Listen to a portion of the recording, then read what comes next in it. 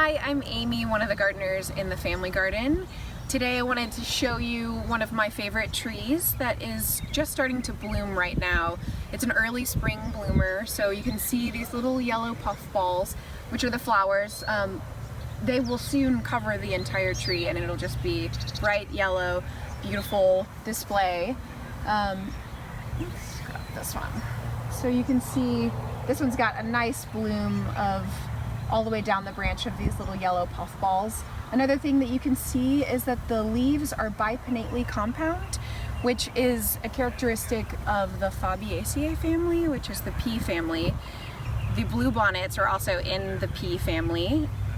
I have some of the seed pods here, which is also characteristic of the pea family, this hard casing that looks like a pea, you can see.